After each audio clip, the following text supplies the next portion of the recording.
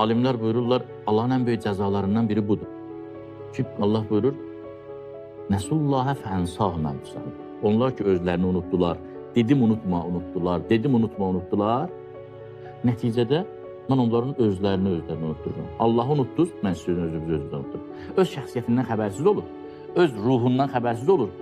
Ruhundan xəbərsiz olur, heç bilmir mən ruhumun başına nə oyun gətirirəm, nə fəlakət gətirirəm. Yəni, cəhənnəmi, günahı səbəbi qoy qırağa. Bu adam, Allahın ona verdiyi bu əmanəti, bu pak-pakizə, istedad dolu, nimət dolu ruhu elə vəziyyətə qoyur ki, heyvani ləzzətlərlə fəxr edir. Sırf heyvani ləzzətlər. Yəni, o ləzzətlər ki, Allah halal edib, o edir. Sırf heyvani ləzzətlərlə iftixar edir, şərəf duyur ki, mən beləyəm. Meydan da suruyur. Niyə? Çünki cəhalət yaranıb ruhunda.